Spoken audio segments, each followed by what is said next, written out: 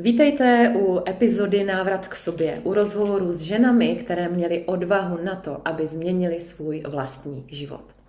Já tady dneska mám Libušku. Libuško, krásný den ti přeju. A ja želám krásny deň tebe, ďakujem krásne. A já se těším, moc se těším, kam nás to dneska zavede. O čem dneska budeme povídat, protože návrat k sobě je obrovsky široké téma a může se vlastně pojmout z obrovsky moc stran. A já se přiznám, že Libušku znám, ale její jakoby proměnu nějakou zásadní, kterou si prožila, úplně neznám, takže jsem zvědavá i já, nejenom vy, kdo se na nás budete dívat. Takže Libuško, já do toho půjdu úplně na prudko, jo. Sice se klidně potom někde v rámci rozhovoru představ, kdo seš, co děláš, čím se zabýváš, k tomu určitě dojdem, protože to určitě jako je velmi, velmi důležitý, je jedna věc, ale hlavně jsem chtěla říct, podnětné, ta tvoje práce, podnětná, tak ji vnímám já. Každopádně, Ďakujem. na prudko, úplně takový ten point, kdy si uvědomíš, že jsi ztratila sama sebe. Možná to byl jeden, možná jich bylo několik. Tak bolo také dva úplne že zásadné. Prvý zásadný bol asi pred 10 rokmi, kedy som pochopila, že vzťah, v ktorom sa nachádzam, nie je ten vzťah, v ktorom by som chcela zotrvať celý život. A že som sa v tom niekde tak nejak stratila, že som sa stala mamou na plný úväzok a partnerkou a manželkou a žila som v toxickom vzťahu, ktorý nebol úplne OK. Takže to bolo také prvé prezretie, že som teda začala hľadať nejaké súvislosti, že prečo sa v tom vlastne nachádzam a čo mi ten život s tým chce povedať. A tam som prvýkrát začala vôbec vnímať nejaké vzorce a nejaké traumy a takéto veci. A veľmi mi to pomohlo, pretože som sa od toho vzťahu oslobodila a teda vďaka tomu aj dnes robím to, čo robím, že pomáham ľuďom nájsť samých seba cez regresnú terapiu alebo cez konštelácie. Čiže to bola taká cesta objavovania toho, ako skutočne fungujeme. A druhý návrat samej k sebe bol asi pred 3 rokmi, kedy som odišla z jednej veľmi toxickej spolupráce, kde som vlastne pochopila, že aj ten spirituálny alebo ezosvet môže byť plný rôznych nástrah a manipulácie a takých tých toxických vecí. A vtedy ma to veľmi zasiahlo, pretože v tom partnerskom vzťahu, OK, to sú také tie bežné veci, kedy ako pochopíš, že ako funguje toxický vzťah, ale že niekto v takomto niečom a v nejakom pomáhajúcom odvetví alebo v pomáhajúcej sfére si tam hladká svoje ego cez rôzne manipulácie, tak to bola pre mňa veľká šupa, pretože ja som do toho šla s takým s tým čistým srdcom, s čistým zámerom, že ja som sa naozaj chcela dozvedieť viac, ako čo ešte ďalej možno funguje. A skončila som rozbitá úplne vnútorne, kedy som fakt pochybovala úplne o všetkom. Pochybovala som o vzťahu svojom, o svojom smerovaní, o tom, kto vlastne som. Vôbec, ako, ja som bola tak rozbitá, že to aj sa ťažko popisuje, ale fyzicky som bola aj potom veľmi unavená, čiže ja som sa stiahla na nejaký čas a ten čas trval v podstate nejak cez 2 roky, kedy som naozaj že veľmi hlboko rozmýšľala nad veľmi veľa vecami, aj nad tým, prečo to ľudia robia takýmto spôsobom, čo tým vlastne spôsobujú. A veľa som sa samej seba pýtala vlastne, prečo som v tom bola, čo mi to chcelo ukázať. Takže to bolo také naozaj vytriezvenie z tejto oblasti, respektíve v tomto čase, z toho, čo je toho strašne veľa. Dneska sa kamkoľvek pozrieš na sociálne siete, každý ti niečo ponúka, každý ti niečo rozpráva. A to vytriezvenie ma vrátilo naspäť a teda môžem sama za seba povedať, že som za asi takého pol roka som naozaj že späť, že v plnej síle, s nejakým uvedomením, s veľkou školou za sebou, s nejakými samozrejme dopadmi som sa musela vysporiadať, ale som znovu tu a teraz a užívam si ten život so všetkým a v takej tej možno jednoduchosti toho, čo nám ten život fakt skutočne prináša, čo tu je skutočne podstatné. To je silný a jsem ráda, že to otvíráš i vlastně tohle téma.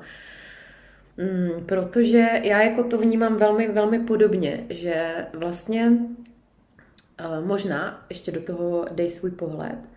Ono vlastně spiritualita, duchovno, vesmír, Bůh, zdroj, nevím, každý to má nějaký pojmenování na to, Je za mě naprosto jako přirozenou součástí našeho bytí. Ale tím, že vlastně jsme se od toho obrovsky odpojili, což už je tady mnoho generací zpátky a byli jsme hodně prostě jenom v hlavě a logika a všechno chceme vidět a vysvětlit a tak vlastně teď ta doba není teď, ta doba už je samozřejmě několik let zpátky, kdy vlastně přišly tady ty techniky, té různé spirituality, duchovna, nevím zase, jak to všechno nazvat, tak vlastně pro nás bylo nějaký jako wow, jako něco novýho, něco prostě jako to musím zažít, nebo to chci, prostě taková ta euforie toho novýho. My paradoxně na jednu stranu máme strach z nových věcí, ale tady v tomhle duchu, protože aspoň to je moje vnímání, že vlastně tím, že někde uvnitř sebe víme, že je to součást toho našeho bytí, tak nás to vlastně jako přitahuje. To úplně, fakt jako to vidím jak ten magnet, úplně ta magnetka mě jako do toho fakt jako přitahuje. Ale protože jsme odpojení, tak vlastně nedokážeme rozeznat, jestli tady ten člověk tam má takový záměr, nebo tahle komunita tam má takový záměr. A jak tohle vnímáš ty? Veľmi pekne si to povedala. Ten duchovný svet je tak neprebádaný a tak obrovský a ten hlad ľudí po ňom je taký, by som povedal, že v extrémnych rozmeroch, tak samozrejme, že tá príležitosť na rôznych spirituálnych predátorov, môžeme to nazvať, je obrovsky veľká. A zase ale robíme si to my ako ľudia, lebo keby tam nebol ten dopyt, tak tam nebude taká ponuka. A ja si myslím, že veľmi veľký taká oblasť v tomto celom sa otvorila práve počas prvého covidu, kedy ľudia vlastne zostali doma, mali viacej času, netrávili čas v autách, ale zrazu boli doma, mohli sa venovať sami sebe a prišiel taký veľký boom. Veľmi veľa ľudí, ktorí si mysleli, že už sú na tej správnej ceste, začali možno školiť ďalších, začali možno rozprávať o nejakých múdrostiach alebo o nejakých veciach, ktoré neboli úplne čisté a tí ľudia, ktorí nevedeli, na to skákali. A keď na to skočíš, a potom ideš po takej vlne toho hladu, toho poznávania, toho spoznávania toho celého a nejak sa tam tom človek môže veľmi rýchlo strátiť. Ono, techniky ako také vôbec nie sú zlé. Techniky sú super, lenže ľudia neintegrujú. A keď neintegruješ a iba hľadáš a stále si myslíš, že ešte je niečo viacej a ešte je niečo lepšie, tak samozrejme, že ten vesmír ťa povodí. Tak choď, vyskúšaj si, zažij, ale nie je to všetko úplne tak, ako sa to možno prezentuje. Takže áno, ten hlad nás tak nejak stále akože snažil, a presne si povedal taký ten paradox, že chceme objavovať, ale bojíme sa nových vecí. Tak prišlo niečo, čo môžeme objavovať v knihách, môžeme objavovať vo videách, môžeme počúvať, ale potom, a to je veľmi dôležité, si nevieme prebrať zodpovednosť za to, aby sme to začali žiť. Takže sme začali hodnotiť druhých, ako to majú oni, že my to už máme pochopené, lebo my už vieme a častokrát to tak vôbec nie je. Mňa napríklad, keď sa to tak aj spätne zoberiem, že čo ma do tej spolupráce tak nejak ako pozvalo, tak ja som vtedy bola na takej vlne robenia kurzov, ktoré ako nikdy som nemala kurzy, ktoré by boli že natočené. Ja som proste milovala tam pred tou kamerou rozprávať. A mne sa v tom veľmi darilo, boli to také fakt, že úplne základné veci o vzťahu k rodičom, o komunikácii, o emóciách, že aby to ľudia, aby začali premýšľať trošku nad tým, že nie iba hltať všetko to, čo nám to pole ponúka. No a v tomto čase a priestore som mala taký pocit, že chcela by som ísť ešte ďalej, vieš, takéto ego, že poď, ešte musíš niečo ďalšie preskúmať. Takže ja si za to beriem aj veľkú časť spoluzodpovednosti, že som do takéhoto niečoho šla, ale veľakrát neboli tie veci ešte ukotvené, uchopené, bolo to strašne rýchle a pre ľudí, ktorí sú odpojení od seba alebo si neuvedomujú nástrahy toho, čo všetko s tým môže prísť, je to taká naivita, že niekto fakt môže byť tak čistý ako ty, alebo že môže ísť do toho s čistým zámerom ako ty. Aj keď môžeš mať čistý zámer, ale keď ideš cez to ego, tak ťa to vyfacka. Takže to bol aj ten môj prípad. A mali by sme si asi fakt uvedomiť, že tá duchovná rovina, tá spiritualita fakt začína v tom, či ja sa viem rozprávať s mojim blízkym, či ja viem pohľadiť to svoje dieťa, či ja viem vyriešiť konflikt s niekým, či ja vlastne samu seba spoznávam v nejakých veciach, ktoré sú mne vlastné. Lebo Neviem, či to ty takto vnímaš, ale mne sa veľmi páči, keď niekto má nejakú vlastnosť, schopnosť a je to jeho úplne prirodzené, že to má, že s tým disponuje a teraz príde niekto zvonku, kto to nemá a povie ti, že no ale ty na tom lípneš, mala by si to vysporiadať, mala by si to spracovať. A tohoto bolo tak strašne veľa, takýchto rád, ktoré ani nepotrebuješ a tie ťa vlastne začnú rozoberať úplne znútra. Takže čím viacej my budeme spochybňovať seba a nebudeme vedieť, čo chceme, tak sme stále živnou pôdou pre takýchto špekulantov, alebo vy tomu tak pekne hovoríte v Česku, že ezošmejdi, alebo Já říkám ezoguru. alebo ezoguru, lebo fakt to, alebo čo rozprávaš, že čo ľudí učíš, to by si mal ty v prvom rade žiť. A to tam častokrát chýbalo. A teda pre mňa tá skúsenosť, tá spolupráca nebola síce dlhá, ale bola veľmi intenzívna. A ten dopad bol úplne brutálny. Ale vieš, čo na tom bolo najkrajšie, že vlastne celý čas to proste to tvoje telo vie. Celý čas ti to dáva znať. Ono ťa chvíľučku tak ako povodí, že dobre, tak teda choď si tam, keď chceš, ale potom mi nebolo dobré, dlhodobý kašel, ktorý nešiel vyliečiť, alebo máme problémy s krížami, ako furt sa niečo dialo, tak som si potom zaželala takú vetu, aby som to uzrela, takú veľmi fatálnu, a to bola veta, že Pane Bože, prosím ťa, daj mi znamenie, ktoré neprehliadnem. A keďže som bola tvrdohlava a dlhodobo som to vidieť nechcela, tak aké znamenie som dostala? No, vycapala som sa na lyžiach, takže som spadla na lyžiach, otras mozgu, rozbitá polka tváre. Takže to som už neprehliadla. A tam som si začala pýtať, že čo vlastne robíme zle, a vtedy som pochopila, že my do toho poznania, ktoré hľadáme v tom ezosvete, môžeme dospieť. Ten ezosvet tam má aj veľa naozaj dobrých, múdrych vecí.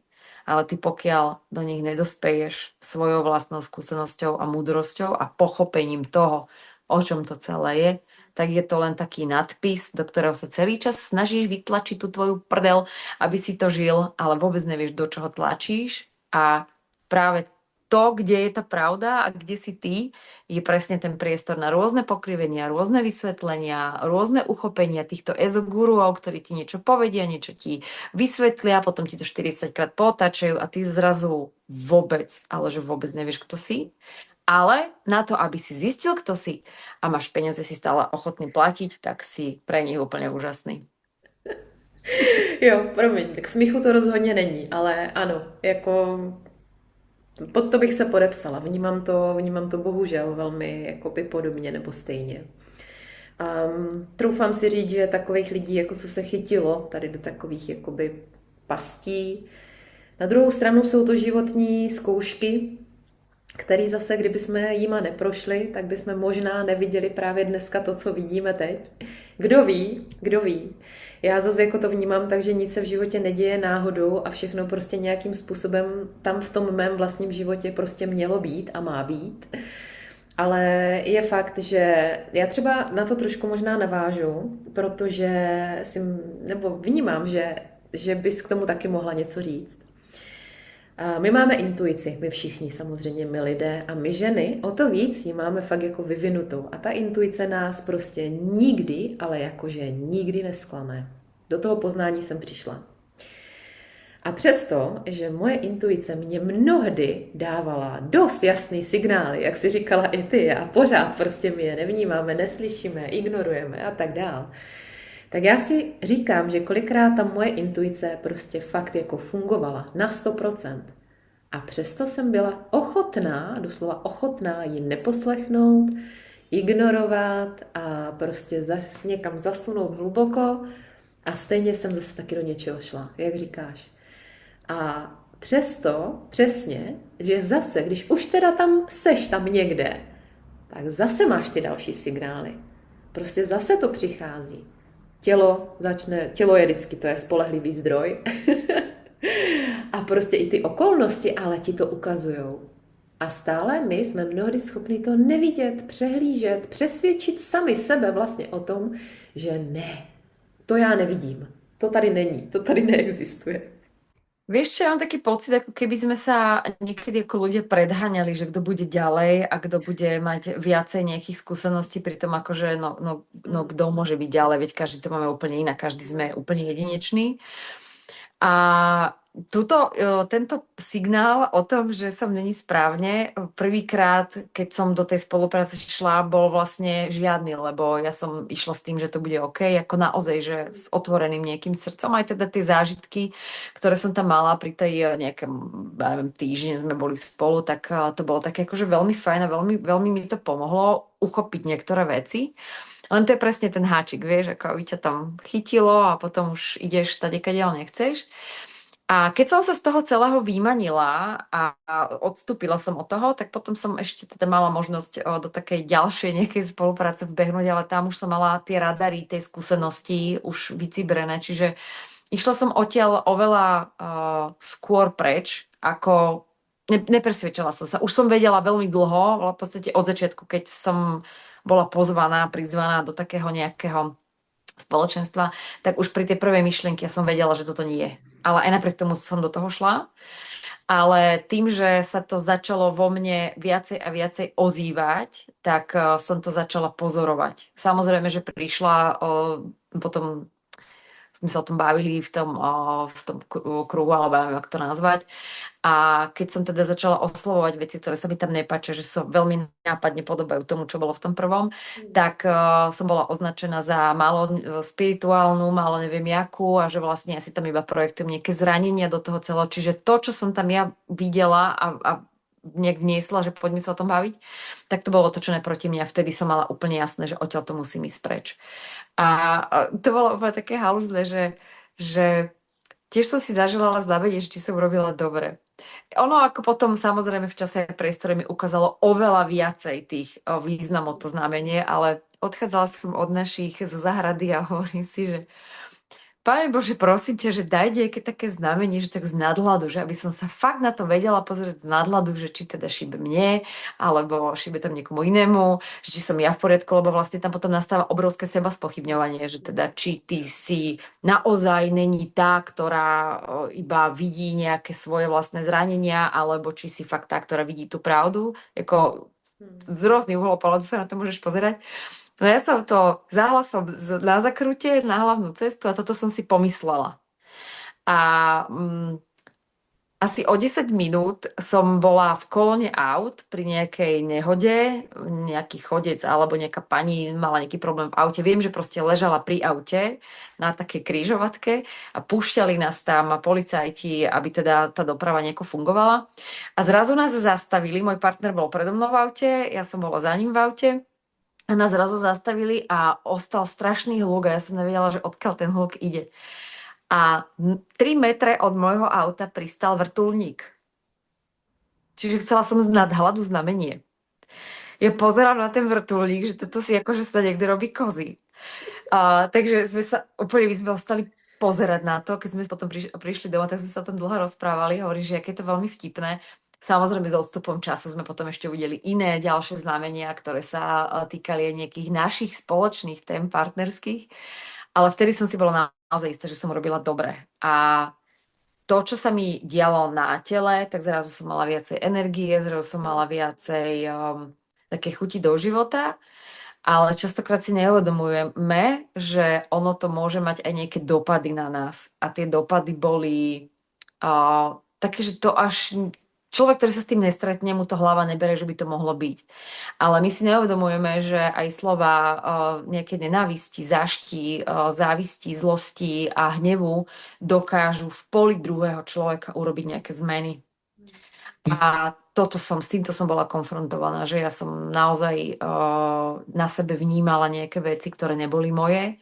A z tohoto sa veľmi ťažko dostávalo a môžem povedať, že za možno tie 2 alebo koľko rokov, ja si už nepamätám tie časové nejaké osy, to bolo opakované riešenie, aby som sa z toho celého úplne dostala von. Takže my si neuvedomujeme, že aj takéto veľmi lákavé spolupráce môžu byť veľmi toxické, nie len po tej fyzickej stránke a tej psychickej, kedy sa ti rozloží úplne tvoje vnútro, ale aj po tej energetickej, po tej, ktorej nie je vidno, ale to tvoje telo a ten tvoj život ti to ukazuje všetkými možnými tými spôsobmi.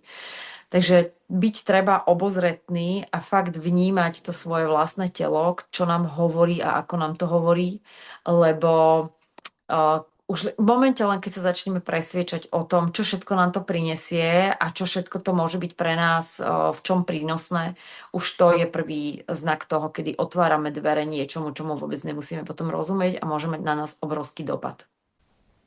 To souhlasím, no, určitě, určitě. Jako to je, já tomu říkám ezo-ego, protože Hej, to je opravdu, jako já se vieš, tam taky propadla, jako jo, ne, že ne, já si myslím, že, nebo zase nevím, jestli každý, ale že zrovna nedávno jsem o tom natáčela podcast, že vlastně místo toho, aby to jako ta spiritualita nafoukla toho ducha, tak nafoukne to ego právě, jo. ale A to je len presne v tom, že chceme niečo a nevieme, čo to je. Ako ty hľadaš niečo, ideš na regres, ideš hentam, ideš tam, zrazu nejaké energetické techniky. Ako vôbec práca s energiou, na to by mal človek nejakým spôsobom podľa mňa dospieť. Aj svojimi skúsenosťami, aj nejakým svojim životom a hlavne mal by tomu rozumieť. A my tu máme v tom ezosvete rôzne polopravdy a čiastkové veci vytiahnuté z kontextu, alebo sú tak nafúknuté, tak vyčačkané, ja tomu hovorím, že ezoterické baroko, kedy tam máš milión kudrliniek a čím je to zložitejšie, tým je to lepšie. A paradoxne v tom čase, kedy som bola úplne vypnutá a fakt, že som doma vypekala palacinky deťom a som sa s nimi rozprávala, ono zase ako malo to aj tú kladnú stránku, pretože jak som s nimi bývala doma, tak oni boli práve v puberte, v takom najzraniteľnejšom veku. Takže my sme sa veľa kecali, chodili sme von, robila som palacinky od nemoty do nemoty, ale mi to vlastne ukázalo, že v tom čase, kedy už som sa tak zbierala z toho celého, som stretla ľudí, ktorí pomáhali ľuďom alebo liečili ľudí roky alebo rozprávali, alebo viedli semináre, ktoré boli také, že si pozerala, že preboha, že čo títo ľudia hovoria, za také priateľné ľudské ceny. A ty si sa k ním nedostala cez reklamu na Facebooku, ty si sa nedostala k ním cez vyčačkanú, brutálnu predajnú stránku, ale dostala si sa k ním cez nejaké odporúčanie niekoho, kto ti povedal, toto ti môže pomôcť. A zrazu tam si zistila, že tí ľudia vedia, že sú úplne niekde inde, v takom kľude, v múdrosti, v pokore a v tom, že oni fakt skutočne vedeli. A to bolo pre mňa, že wow. A v tomto som sa potom, tak by som povedala, takže až kúpala, lebo ma to hrozne fascinovalo. Veľa som čítala, veľa som sa s týmito ľuďmi rozprávala, stretávala a vlastne som si uvedomila, že tá fakt skutočná spiritualita, aj tá pomoc ľuďom, nech už je to v akejkoľvek sfére, či je to coaching, terapia, alebo je to nejaká energetická práca, je oveľa jednoduchšia, ako si myslíme, len musíme to popúšťať v tých hlavách, tie baroká a všelijaké tie načačkané veci a hlavne si uvedomiť, že to není oblasť, z ktorej, to je môj osobný poznatok, není to oblasť, z ktorej by sme si mali urobiť biznis. Pretože pracujeme častokrát my ľudia v tých pomáhajúcich profesiách s ľudským nešťastím. Ten človek je nešťastný, smutný, traumatizovaný, niečomu v živote nevyšlo, niečomu v živote nerozumie. A urobiť na neho brutálnu predajnú stránku, kde mu za niekoľko tisíc budeme predávať nejaké rady, ako z toho von, mi príde už také, že fakt toto si ideme ako ľudia robiť. Že tá práca jedného na jedného, OK, tam je to všetko v poriadku, lebo vidíš toho človeka. Ale cez takéto nejaké masové manipulatívne veci a predávať hodnotu, ktorú sme nadebili niekde v nejakých knihách. Lebo poviem ti taký zaujímavý príbeh. Keď som bola v tej prvej spolupráce, tak samozrejme, že ťa stále akože nám nabádali do toho, kúp si ešte takýto program, kúp si ešte toto a ešte musíš hento, lebo však ty si tá vyvolená. A tým, že sme už viacerí tam šípili, že to nebude úplne OK, tak sme sa tak spájali, rozprávali a jedna kamoška mi hovorí, že prosím ťa, máš doma túto a túto knihu? A ja, že mám. Že prosím ťa, zober si ju, otvor si ju na tej a tej strane a čítaj. Ja som si ju otvorila, začala som to čítať a ja hovorím, že to si robíš srandu, že toto, čo sme našli v knihe za 15 eur, alebo u vás za nejakých 450 korún, že nám predávajú za 1000 eur. To si fakt robíš kozy? A on hovorí, nie, nerobím. A takto to častokrát funguje v tomto duchovnom svete, kedy ľudia hladní po šťastí, po pochopení, po ľudskosti, po takých tých normálnych zdravých hodnotách, potom samozrejme, že hľadajú a keď je tam utvorená na to ponuka, presne cielená na tieto veci, ale bez základného uchopenia zodpovednosti toho človeka a bez základnej jednoduchej otázky, čo pre Boha chceš? Čo chceš? Lebo keď nevieme, čo chceme, potom tady chodíme od buka do buka, zľava správa, búchame do tých mantinelov a hľadáme stále ešte nejakú lepšiu, ešte spirituálnejšiu techniku na ten náš život, aby niekto urobil čári mári a môj život sa zmení. Takže toto bolo vytriezvenie obrovské a o to s väčšou radosťou som sa potom stretávala s ľuďmi, ktorí nepýtali za svoje skúsenosti, ktoré odovzdávali tisícky eur, ale boli to semináre 2-3-dňové za také priaznivé ceny a toľko múdrosti tam človek našiel, že som ostala z toho taká veľmi milo prekvapená, že tento svet má stále ešte šancu. Akurát si musíme my dať sami otázku, že čo vlastne chceme, čo chceme zlepšovať na tom našom živote a či vôbec je čo zlepšovať, či nie je iba treba možno viacej počúvať, viacej načúvať tomu druhému, možno sa viacej venovať tomu, čo cítime, cibriť presne tú intuíciu, aby sme vedeli, že kedy áno, kedy nie, že v takých úplne jednoduchých veciach sa to nachádza. Je to tak, vnímám to úplně stejně, no. A vlastně ty tomu říkáš ten hlad potom, vnímám to jako taky tak.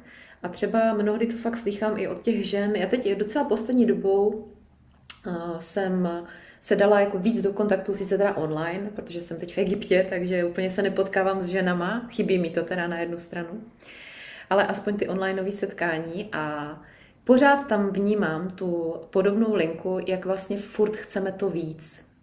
Jakoby jsme pořád fakt nebyli dost, jakoby pořád nám to nestačilo, to něco, nevím, vlastně my sami ani nevíme co, že jo, přesně jak říkáš, my vlastně ani nevíme, co hledáme, ale víme, že ještě něco jako chceme.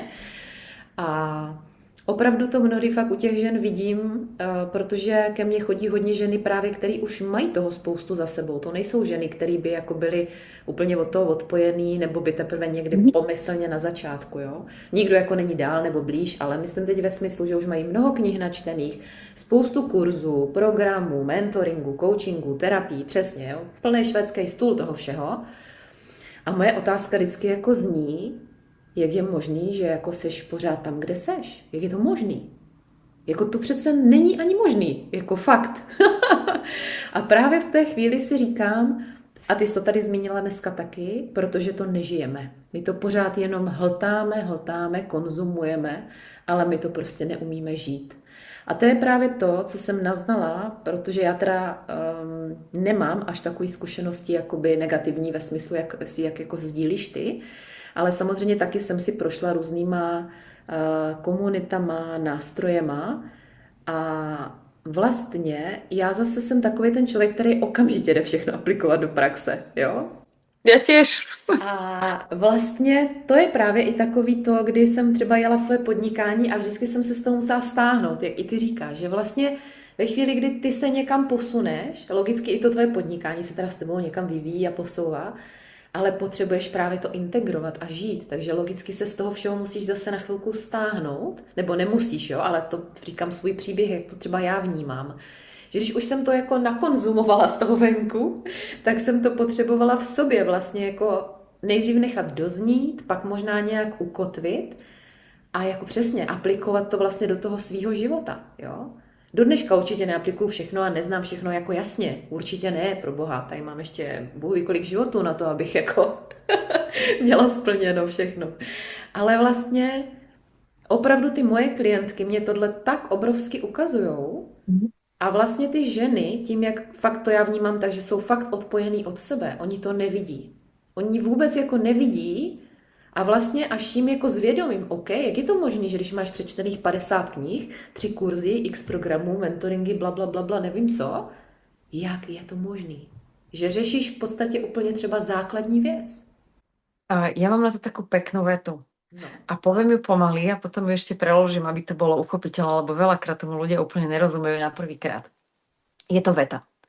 Ospravedlnenie našej nekvalitnej výroby je natoľko kvalitné, že na našej nekvalitnej výrobe nebudeme nič meniť. Čiže v preklade vyrábame úplne zlé lentilky, ale zatiaľ sa predávajú, tak lentilky meniť nebudeme. A to je presne to, že zo začiatku, keď ty nájdeš taký ten akože nový smer, alebo sa akože, nazvieme to, že prebudíš, tak začneš hľadať v tých knihách a v týchto veciach. Ale zo začiatku si začneš ospravedlňovať, respektíve vidieť to u všetkých iných. Ty už to vieš, ty si to prečítala, k tebe tá informácia prišla, takže ten druhý by to mal začať chápať. A ja som včera išla k sebe do ateliéru, mala som klientku a presne na týmto som rozmýšľala, lebo som si spomenula na zážitok, keď som asi pred, neviem, 10-11 rokov to bolo, keď som teda prišla na túto cestu a išla som na jeden seminár, ale to bol športový seminár, ja som si robila kurz na jumping, ja som trenérka alebo inštruktorka jumpingu a teraz bola som presne v tejto vlne tých kníh a toho všetkého a sedeli sme v aute tie baby a niečo sa ma opýtali, jak sa mám a že jak teda sa vyvíja ten môj vzťah, že či teda idem z neho preč alebo neidem a ja som im začala z tej knihy chrliť veci. Počúvaj, to zdesenie v tých hlavách a v tých očiach tých ľudí bolo, že oni si normálne mysleli, že mi preplo. A mne to včera prišlo na rozum, ja som sa tak smiala, ak som kráčala dolu, že takto vlastne vyzerajú ľudia, že ako keby im preplo, že ľudia si myslia v rodine, že tak tebe úplne hrabe teraz, ty si sa zmenila, že my v tom nadšení a v tom absolútnom nepochopení a v tom neukotvení začneme to chrliť do toho sveta, aby sa to všetci dozvedeli. Lenže čo chrlíme do toho sveta? Je to nadšenie, to je jedna vec, ale nemáme to vôbec uchopené a pochopené. Čiže keď mi niekto napríklad povie, že ja pracujem na svojej sebahodnote a hovorím, ty kokso, a jak to robíš?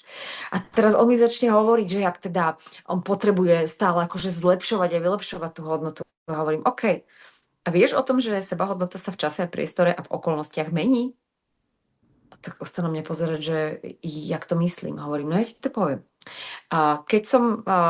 Keď niekde som a sú ľudia, ktorých vediem, alebo dajme to na ten jumping, som proste na tej trampolíne a príde niekto nový, tak samozrejme, že moja hodnota na tej trampolíne je úplne brutálna, lebo však ja som predsa inštruktor a teraz ja mu idem ukazovať nejaké kroky a keď dám aj slabší tréning, tak on to vidí ako úplne wow, lebo teda on tam je prvýkrát.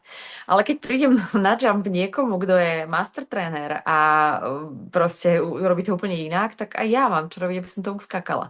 Tak moja hodnota ako inštruktora ide úplne dolu, čo je normálne. A ľudia si myslia, že na tej hodnote sa dá stále kontinuálne a lineárne pracovať, že ona sa bude stále dvíhať hore. Nie je to tak. A potom prídu také tie sklamania, potom prídu také tie presvedčovania, že my to už máme, lebo však my na sebe pracujeme. Lenže pracovať na čo? Na sebe pracovať. Môžeme pracovať na svojich zručnostiach, na komunikácii, na takýchto veciach, ktoré nám v živote pomáhajú sa dorozumievať, ale my sa máme rozpamätať na to, kým sme. My sa máme rozpamätať na to, čo je nám vlastné, čo nám robí radosť, a rozpamätať sa, jak nám funguje telo, kedy sa nám prihovára, že toto nie a kedy hovorí toto áno. No a my si to tak povysvetľujeme a potom ideme s tým batožkom do toho sveta a začneme to skúšať a všetkým to vysvetľovať, ale to žitie je oveľa horšie. Môj partner mi to tak pekne hovorí, že vieš, aký je rozdiel medzi tým, keď sa má ospravedlniť muž a ospravedlniť žena? Hovorím, že neviem, že keď sa ospravedlňuje muž, tak to povie niekoľkokrát a aj 30 krát je málo a musí to vždycky ešte 100 krát zopakovať, aby teda žena bola spokojná. Ale keď sa má žena ospravedlniť, tak sa na toho chlapa pozrie a povie, sa neposer.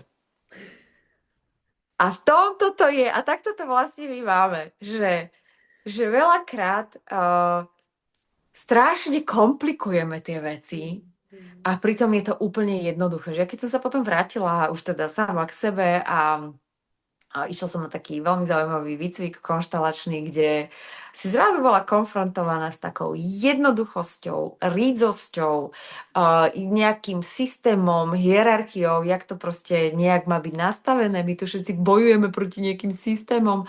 Aj tak sme v nich všetci utopení, už len to naše telo nejak funguje nejakým systémom. A teraz som vlastne pochopila, že to je úplne jednoduché, že to je oveľa ľahšie, ako si myslíme, ale nedávame tomu, alebo teda tá jednoduchosť nedáva tomu to spirituálne, ezoterické baroko. A preto sa to možno veľa ľuďom nepáči, alebo si ešte potrebujú prejsť tými krížovatkami a stokrát sa otočiť na nejakom kruháči. OK, každý to nejako máme.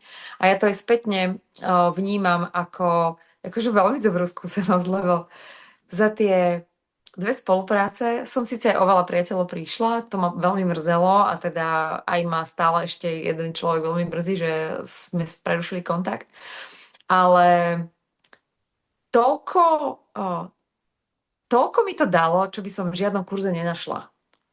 Lebo to bolo reálne, zažité, pochopené, stokrát som sa k tomu vracala, hľadala tam nejaké súvislosti. A vďaka tomu dneska o tom rozprávam, tak rozprávam úplne s ľahkosťou, lebo ma to veľa naučilo a nebol na to žiaden kurz, nebol na to žiaden návod v knihe, bola to priamo škola života v tej danej situácii, kedy som sa učila základné veci, ako komunikovať, ako cítiť, ako si priznať nejaké veci, ako byť k sebe úplne úprimná. A to ma posúvalo potom do úplne iných rovín. Přesně, přesně. Ale vlastně, abych se ještě zastavila trošku nad tím, jak jsi řekla, víš co, my vlastně těm jednoduchým věcem, jako my jim nevěříme. Jo? My jim nevěříme, že to může být jednoduchý. A zase, to bychom šli taky úplně někam, Bůh ví kam dál a do filozofování, není to potřeba. A každopádně vidím to i sama na sobě, jasně, a vidím to u mnoho lidí, že fakt jako my hledáme mnohdy tu nejsložitější cestu, jaká je vůbec možná. Protože prostě, proč bychom šli takhle, když můžeme jít jako na okolo, že jo? A my fakt nevěříme mnohdy, že tady ta cesta rovno je prostě jako jednodušší, v pohodě, můžu tady majít, jako fakt můžu. Ne, prostě. Ale hele, já jako fakt mnohdy jako sklouzávám sama se sebou ve svých jako vnitřních rozhovorech do různých jako filozofování o životě a fakt si mnohdy říkám jako vlastně ať je všechno fakt tak, jak je, ať prostě každý si tu svoji cestu tady vlastně nějakým způsobem projde, že vlastně nic není dobře, nic není špatně. Je fajn jako otvírat různý témata, otvírat různý úhly pohledu, poznání samozřejmě, jak říkáš, ale to svoje vlastní poznání, ne to, že jsem to tady načetla z knížky a teď ti to tady řeknu. A protože jako ta vlastní zkušenost je vždycky ta nejvíc. A ve všem, to není jenom tady v nějaké spiritualitě a v nějakým prostě svým rozvoji a tak dál, ale úplně ve všem. Vždycky je to o nás, o tom prožitku. Ale co mě třeba hodně tady na těch komunitách jako až mrzí, jde mě tam vlastně slovo mrzí, že právě mnoho těch i vědomých bytostí, který vlastně mají ten svůj vlastní prožitek a tu svoji vlastní zkušenost, tak jelikož jsou asi v tom ještě neukotvený, tak i tyhle lidi dokážou vlastně o sobě pochybovat, jak si to tady řekla, že vlastně fakt tě dokážou některé tady ty komunity dostat opravdu do takových obrovských pochybností sama o sobě a potom z toho je opravdu jako podle mě velmi těžký jako odejít, velmi těžký. Nebo odejít, jako jít k sobě, jo? Odejít z těch komunit. To je pravda, alebo najhoršie na tom celom nebolo to, čo sa mi stalo, alebo teda čo som zažívala, a ani tá strata nejakých tých priateľstiev. To bolo, tým sa vieš vysporiadať. Zažila si to v živote miliónkrát, OK, to je v pohode. Ale to rozloženie seba samej, kde vlastne v tej jednej spolupráci nás vlastne úplne naučili až tak rozložiť človeka v otázkach, že dobre, akože keď vieš, čo robíš ako terapeut, OK, ale keď to začneš používať sám proti sebe, alebo si tak rozbitý, to bolo taká ako keby špirála dolu, kedy ja už som spochybňovala seba, čo si myslím, spochybňovala som, čo cítim, spochybňovala som vôbec celý ten svet duchovný alebo ten rozmer. Spochybňovala som všetko a boli fakt dní, kedy som bola v takej márnosti doma, kedy som pozerala len do blba, pozerala som do plafónu a nevedela som, čo so životom, nevedela som, že či toto je dobré, alebo či to nie je dobré, či ísť doľava alebo doprava.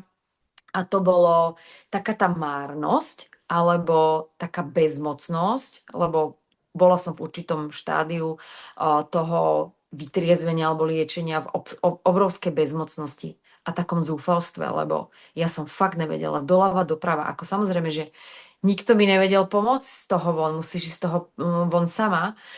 A až keď som to fakt pustila, a to bolo, by som povedala, že tak ešte celkom blízka minulosť, keď som to pustila, tak vtedy mi začali chodiť do života také synchronicity, kde som vlastne zistila, o čom to je. A to boli veci, že zrazu niekto, ja neviem, videla som, ako jedna kamoška robí nejakej pani svalový test. Hovorím, bože, ty robíš svalový test. Potrebujem, aby si sa mi na toto pozerala. Či teda ja už som není úplne mimo, alebo to tak cítim fajn. A ona mi vlastne niektoré veci potvrdila. A tým, že ja som vedela tú svoju vnútornú pravdu, že čo asi za tým celým bude, prečo sa mi určitá oblasť života stále neposúva, ja som bola fakt už som si povedala, že no tak dobre, no tak to bude úplne inak, jak si to možno myslím. A až tam potom dozrelo k tomu, aby som našla kľúč, na čo mi to celé stálo, ale trvalo to fakt veľmi dlho. A to, že to trvalo veľmi dlho, ma dávalo do takých otázok presne o zmysle života. Veľa som premýšľala vôbec nad smrťou ako takou. Nehovorím, že akože som si chcela zvrať život, to nie, ale že vlastne jak nás učí žiť, že čo všetko je v tom normálnom bežnom živote nám dostupné na preskúmavanie a je to každý boží deň dostupné.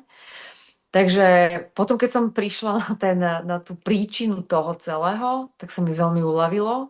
A vieš, čo bolo zaujímavé, že s ľuďmi, s ktorými som sa o tom rozprávala a mi hovorili, že to už ako fakt si vymýšľam, že to tak nemôže byť, tak keď som to rozkľúčovala a potom som sa k tej téme s nimi vrátila, tak mi povedali, že ale veď si o tom nikdy nehovorila.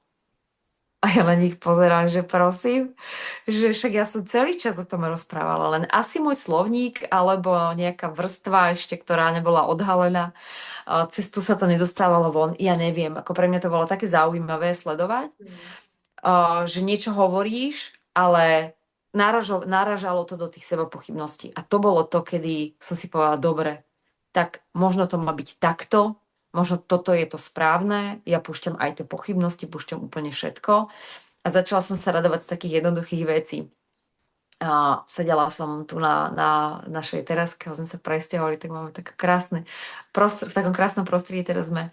Tak som tam ležovala na lehátku, pozerala som sa na tie vtáčiky, ako tam po tých stromčekoch lietajú a jak štebocú a spievajú. Chodila som za malým krstným vnukom, s tým som strávila veľa času. Takže zrazu som si uvedomila, že tu a teraz je to dobre tak, ako to je a my vieme o tom úplne ako ten život sa vyskladá a veľakrát práve keď veci pustíme a prestaneme ich riešiť, tak to riešenie príde samo od seba. A to je vlastně i krásný tip, že?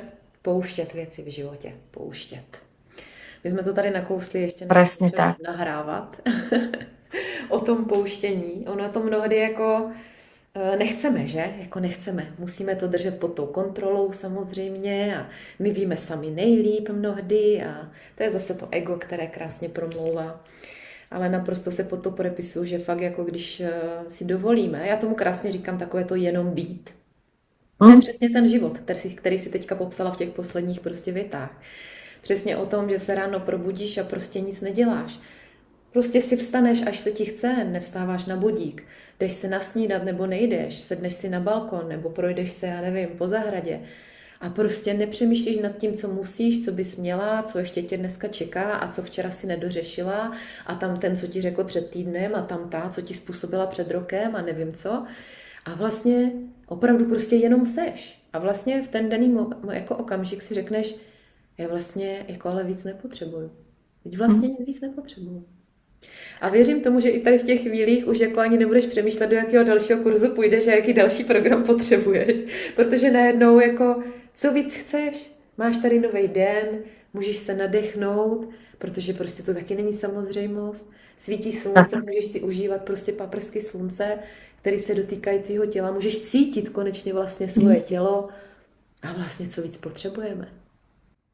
Vieš čo, veľa ľudí to ešte stále nevie. A ja keď končím niekedy jump, tak hovorím tým ženám, že, a teda chodia mi aj muži, že pozrite sa na seba a poďakujte tomu vášmu telu, že aj, mám tam také aj staršie ženy, hovorím, že aj v tomto veku ešte stále vám to telo funguje a stále si tu vieme takto zaskakať, vieme sa tu takto vyblázniť. Hovorím, že a to je to najviac, že môžeme, že sme vlastne zdraví. Dneska máš toľko ľudí okolo seba s rôznymi diagnózami, chorých, alebo sa niečo stane, nejaká nehoda a im to vyblokuje celý ich život. Že fakt je jednoduché, úplne je to fakt jednoduché. A to môžeme asi aj pokračovať. Stretávame sa sestry s mamou. Každý mesiac jedna z nás varí. A je to úplne vymakané, lebo takto sa vlastne stretávame. Mám ešte 2 bratov, ale len sestry sme to začali, lebo bráchovci chodevali ešte, keď žil otec, tak chodevali s ním niekde na nejaký trip. A my sme si hovorili, čo sme horšie, tak ideme aj my do takéhoto niečoho. A každý mesiac jedna varí a tie zvyšné, jak bez servítky, tie relácie tak hodnotia. A včera sme boli u nás, tak sme navarené teraz, vieš, napečené, všetko, lebo však som sa musela blísnuť. A to je úžasné, to je úžasné. A to jsou přesně ty radosti, jo, ty rádoby maličkosti, ale které dělají ty obrovské věci v tom našem životě vlastně.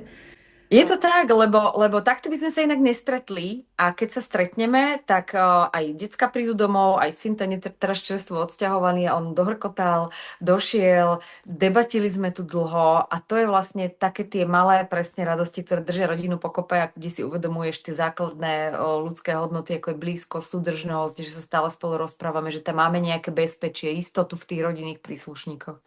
Takže odporúčam takéto niečo zamyslieť. Jako určitě. Já teda s rodinou to tady dělat nemůžu v Egyptě, ale já mám teda i jako celkově malou rodinu, takže to by úplně neklaplo, ale vlastně proč ne, jako s kýmkoliv, že teď nejsme vázaný jenom jako na... Mám to ráda a fakt jako přesně, to jsou ty okamžiky, které vlastně nám potom v tom životě ale fakt jako zůstávají vlastně nejdýl, jo. Já si pamatuju třeba, já jsem nikdy nemusela Vánoce, prostě pro mě ty svátky nikdy nebyly jako o té atmosféře, jak se to o tom jako mluvilo, jak jako by ty Vánoce měly vypadat, tak jsem si vždycky říkala přesně a zase ty pochybnosti, asi je něco se mnou špatně, teda když já to jako takhle nevnímám. Ale každopádně přesně mě utkvěly ty Vánoce, kdy jsme prostě, tehdy teda s mým bývalým mužem, jsme trávili vlastně u našich přátel. Ve 4 prostě Vánoce, uvařili jsme si prostě každý, jakoby vlastně, že jo, tím pádem jsme byli ze 4 různých rodin, takže každá měla trošku jiný ty tradice, ale od všeho všechno vlastně jsme tam měli.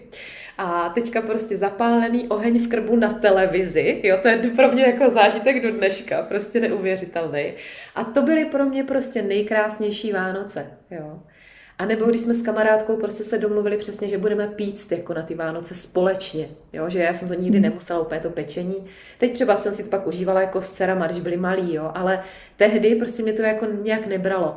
Ale vlastně, když jsem si zažila ten den, kdy jsme popíjeli svařák celý den a pekli jsme prostě to cukroví a najednou jsem si říkala, jo, aha, tak i tohle vlastně je ta atmosféra těch Vánoc, jako konečně vlastně ho můžu zažívat, jo. A to jsou přesně ty drobnosti, opravdu ty drobnosti, které si dovolíš, ale to je možná ta pointa, když půjdem do té hloubky zase zpátky trochu, když si vlastně dovolíš tu jednoduchost a přirozenost vlastně v tom svým bytí, jo. Ale kdy ji vlastně dokážeš i jako náležitě v podstatě ocenit, když to tak řeknu. Jo? Že my mnohdy právě tady ty jakoby věci bereme jako samozřejmost a právě potom nám to jako fakt uniká v tom životě, v tom koloběhu, do kterého se pak každý z nás prostě chytne. A to je vlastně ta velká škoda. A to je možná ten návrat, když jsem teďka trošku v tom tématu našem návrat k sobě, vlastně i o tom ten návrat, že se fakt jako navrátit do těch radostí, do těch maličkostí, který nám vlastně fakt jako vykouzlí ten úsměv na tváři. A je jedno, jestli to maličkost sdílím sama se sebou, nebo prostě s někým dalším. Teď se mě přeplas. Už som zase tu, niekto mi volal. Som to na telefóne, to mám. Jasné. Ale presne ako hovoríš, že lebo napríklad také Vianoce ti dokážu urobiť obrovský stres. Keď si v tom starom nastavení, keď ideš na ten výkon a to by bolo všetko dokonalé, tak samozrejme, že to je celé zlé. A ja práve v týchto obdobiach, keď som bola taká ako keby vypnutá a neriešila som nič, lebo som dávala dokopy seba, tak som si užívala vlastne jedný z najkrajších Vianoc. Také, že som vypekala doma a také tie drobnosti som riešila, že my sme si napríklad tento rok na Vianoce ani nedávali nejaké že veľké darčeky, ale sme si vymysleli a fakt ti môžem povedať, že to fungovalo úplne neuveriteľne, že každý dáme každému nejaký zážitok. Ale zážitok v zmysle, že nemusí to byť niečo konkrétne, ale napríklad, že poukaz na nejakú dovolenku napríklad, ale že to bude v nejakej takej cene, kedy bude musieť ten človek, ktorý ten poukaz dáva, vymysleť niečo tak originálne a zároveň ho to zaväzuje k tomu, aby teda ten darček prebehol. A syn dostal jednu takú jazdu na Slovakia Ringu, že škola šmíku, tak ten bol úplne vytešený. A dcere ďalšie som dala, že letecký zážitok, a teda, že dovolenkový zážitok a ona, že čo to je, že, a je, že v hodnote 100 eur a ona, že 100 eur, že dovolenka, alebo že akože nejaký zážitok, tento turistický, alebo teda nejaká destinácia. A ja hovorím, nechaj sa prekvapiť. A jej keď to došlo, že čo vlastne som jej v tých 100 eurách v tom poukaze dala, ona sa tak neuveriteľne smiala. A ona mi hovorí, mama, prosím ťa, len mi nepovedz, že to je letenka pre nás obidve, Košice a späť. A ja, že áno, aj s kávičkou v strede Košic. Ona sa tak smiala. A ona, že prečo do Košic? Prečo ma nezoberieš niekde do Španielska? Ja hovorím, no preto, ale do toho Španielska tak nebudeš sedieť so mnou. A na to, aby si sa to naučila, jak sa lieta, tak Košice ideálna destinácia, nie? A to, jaká z toho bola zábava, jak sme sa na tom nasmiali, keď nám to docvaklo, alebo keď sa ten darček zrealizoval, že to bolo, aj to otváranie darčekov bolo také vtipné, že sme sa toľko nasmiali. Takže vôbec to není o tom, čo dostaneš, ale o to, jaký zážitok s tým druhým chceš zažiť. A na tomto sme to teda poňali. Niektoré už máme počkrtávané, niektoré ešte sú není počkrtávané, ale o to väčšia zábava to je, lebo vlastne celý ten rok máš na to, aby si to zrealizoval. A není tá ťarcha u toho, kto je obdarovaný, ale aj u toho, kto ten darček dal. Aby to naplánoval, zrealizoval, pozval a spravil to s tým človekom, s ktorým to chce. A fakt to fungovalo a veľmi sme sa na tom nasmiali. Wow, to je úžasný. Přesně. Originální, úžasný a hlavně přesně tohle si budeš pamatovat. A tvoje děti a prostě všichni, kdo že jsou toho součástí. Presne. Přesně. Takže ten život je. tak, a hovorím, vieš, dáš mi darček, ja na to zabudnem, ale na to, čo sme tam spolu zažili, alebo vieš, synová veľká vášencu auta a keď to videl, tak on hovorí, že bože, na toto som vždy chcel ísť, ale tak mi bolo ľúto vyhodiť tie peniaze za to. Hovorím, no vidíš, tak môžeš ísť. Čiže to bolo, ako fakt je to o tých zážitkoch, o zážitku, potom je to skúsenosť, na tej skúsenosti niečo nájdeme, takže pokiaľ nebudeme to načítané alebo vypočuté z videí, z kurzov dávať do praxe, integrovať, dávať do skúsenosti, pretavovať do skúsenosti, nemôže prísť k nám tá reálna múdrosť, tá, ktorá je pochopená, zažitá a častokrát sa aj tá ezoterika toho dotýka, že áno, takto nejako. Lenže keď ti niekto niečo píše a ty nemáš tú skúsenosť, tak je to taký prd v gaťách, do ktorého sa budeme snažiť dotlačiť tú našu prdel, aby sme to žili, ale žiaden krok v realite sa proste nedá preskočiť, ani obísť, ani ho nejako vymazať. Musíme si to prejsť. Je to tak. A já bych to tady tak úplně ukončila, protože to tak jako nádherně doznělo. Úplně tady slyším takovou symfonii na pozadí, jak nám to tady doznělo. Libuško, úžasné. Moc ti děkuju za sdílení svojí životní cesty nebo úseku na tvojí životní cestě. Já věřím, že to opravdu je pro mnohý velkou inspirací, protože prostě každý si tady samozřejmě píšeme ten svůj vlastní příběh. ale ty naše příběhy jsou někdy tak obrovsky provázaný a tak obrovsky podobný, že i proto, proč já třeba dělám rozhovory, mě to dává velký smysl přesně v tom, že se vždycky v tom někdo najde, nebo si tam něco pro sebe prostě jako vyzobe takzvaně. A fakt jako nikdy nevíme, který okamžik nám dokáže ten náš život fakt změnit a obrátit. Doslova někdy až o těch 180 stupňů. Takže já si toho moc vážím, že jsi udělala čas. Moc děkuju. A ja ďakujem. A pro vás sledující budu ráda, když budete reagovat do komentářů, jestli jste se v tom někde taky poznali, nebo co to vlastně ve vás vyvolalo, protože tady tohle téma samozřejmě u každého může opravdu vyvolat různé pocity, různé emoce, myšlenky a tak dál. Takže určitě pozdílejte. Pod videem najdete i kontakty na nás, pokud vás jsme zavolali nějakým způsobem, tak určitě nás můžete i kontaktovat. Libuško, tobě popřeju krásný zbytek dne a hlavně úžasné dny tvého života, ať už povedou kamkoliv, protože já vnímám, že vždycky ty cesty nás prostě vedou tam, kam potřebujeme. Ďakujem krásne a ja tebe želám všetko dobré. Nech sa ti darí a nech ti šťastný vetrík do ofiny fúka. Děkuju moc, pa. Mějte se všichni. Ahoj, ahojte.